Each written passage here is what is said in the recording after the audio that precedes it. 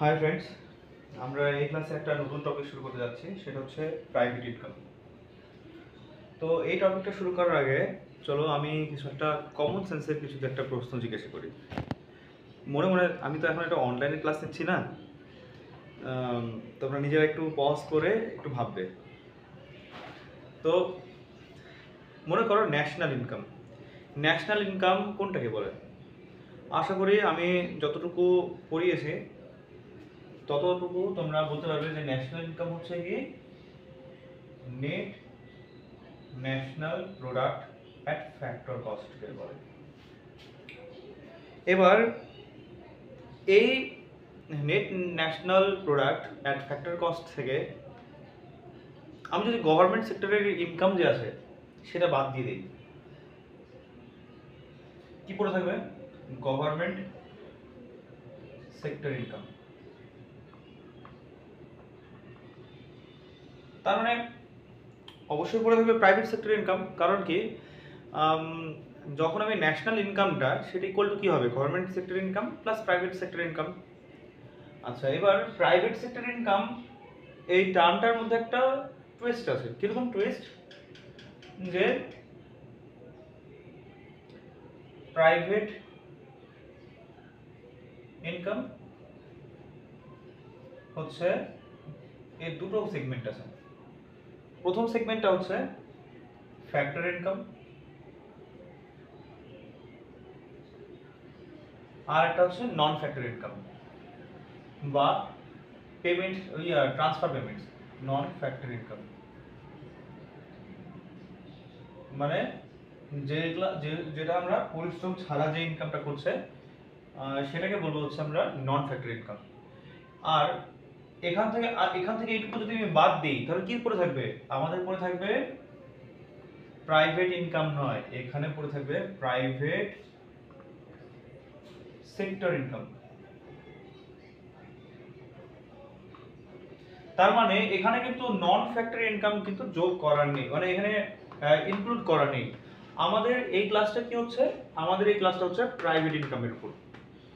হ্যাঁ, তার মানে আমাদের এখানে ফ্যাক্টরি ইনকাম তো অলরেডি ইনক্লুড আছে, তার মানে আমরা কিন্তু এইটুকু আছে। তার মানে আমাদেরকে যদি নন ফ্যাক্টরি ইনকামকে যদি যোগ করে দিই তাহলেই কিন্তু আমরা পেয়ে যাব প্রাইভেট ইনকাম। তাহলে আমি এটাকে লিখলাম প্রাইভেট ইনকাম। পার্সোনাল ইনকাম নয়, পার্সোনাল ইনকাম নতুন একটা টার্ম, আমি এটা আলাদা নতুন ক্লাস নেব। নতুন ক্লাসে সেখানে এগুলো পার্সোনাল ইনকাম, সেখানেও পিআই লিখবো। আর এটা হচ্ছে কি এই পি মানে প্রাইভেট ইনকাম, ঠিক আছে? তবে প্লাস কি করব? এখন আমি প্লাস করব নন ফ্যাক্টর ইনকাম। নন ফ্যাক্টর ইনকাম, ঠিক আছে? এবার পরের লাইনে এনএনপি। আমি বলেছিলাম ন্যাশনাল ইনকাম বলতে নেট ন্যাশনাল প্রোডাক্ট এট ফ্যাক্টর কস্ট বুঝিয়েছি। যদি ডোমেস্টিক ইনকাম বলতাম তাহলে নেট ডোমেস্টিক প্রোডাক্ট এট ফ্যাক্টর কস্ট বলতাম। তোমরা আগের ক্লাসগুলোতে যদি নোটিস করো যে মিনিং অফ দ্য কম্পোনেন্টস, হ্যাঁ, তখন হচ্ছে কি তোমরা সেখানে আমি ক্লিয়ারলি বলে রেখেছি ন্যাশনাল ইনকাম মানে এনএনপি এট ফ্যাক্টর কস্ট আর ডোমেস্টিক ইনকাম মানে এনডিপি এট ফ্যাক্টর কস্ট। তাহলে NNP at factor cost minus government sector income বা গভর্নমেন্ট ইনকাম লিখলাম, সেক্টরটাকে বাদ দিচ্ছি, ইনকাম। এবার আমরা প্লাস করব। কিরকম প্লাস করব? যে নেট কারেন্ট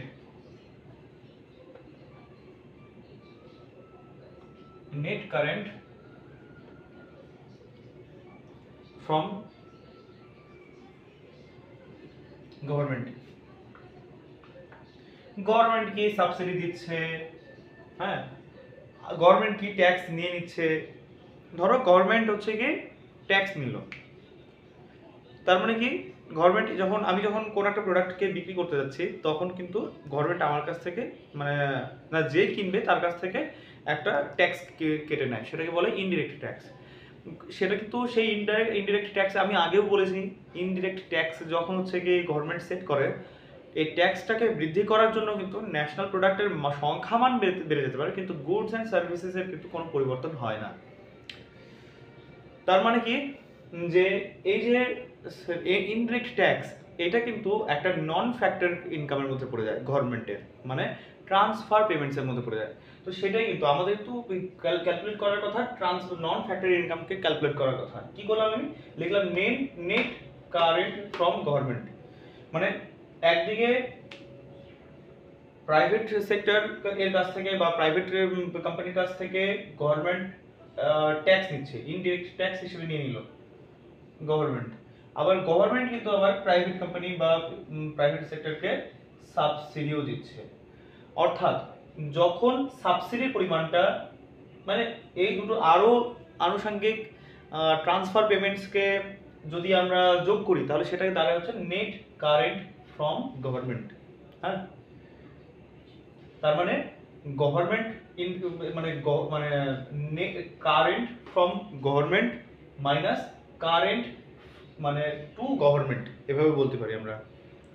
তার মানে আমি ঠিকই মানে সেটাই বলছি।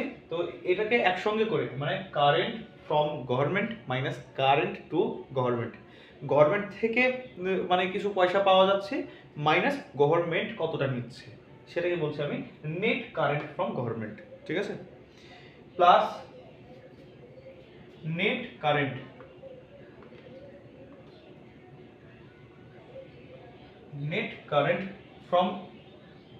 from rest of the world, ROW, মানে ইন্ডিয়া কোনো দেশকে ডোনেট করতে পারে, আবার সেই দেশও আমাদের কাছে কিছু ডোনেট করতে পারে, মানে অন্য কোনো দেশ আর কি। তো ইন্ডিয়া থেকে যেসব ডোনেট করা হচ্ছে তার মানে কি বিদেশ থেকে যতটা ডোনেশন পাচ্ছে বা কোনো স্কিম করছে ওয়ার্ল্ড ট্রেড অর্গানাইজেশন বা কি বলে ওয়ার্ল্ড মনিটারি মানে সরি ইন্টারন্যাশনাল মনিটারি ফান্ড বা ওয়ার্ল্ড ব্যাংক, যেসব কোনো কারণে হয়তো দেখা গেল মানে ক্রেডিট করে দিল যে আচ্ছা এইটুক টাইমের মধ্যে তোমাকে ফেরত দিতে হবে, ওই টাকাটা ফেরত দিতে হবে, যদি না পারো তাহলে সুদ দিতে হবে। তো এই ক্রেডিট করে দিল, তার মানে সেই টাকাটা আমাদের দেশে আসলো, অথবা একেবারেই দিয়ে দিল, দান হিসেবে দিয়ে দিতে পারে। আবার আমাদের ইন্ডিয়াও দেখা গেল কোথাও কোনো দেশ হচ্ছে যে ডিজাস্টারের মধ্যে পড়লো, তখন সেখানে আমরাও ইন্ডিয়ান গভর্নমেন্টও কিছু টাকা দান করে দেয়।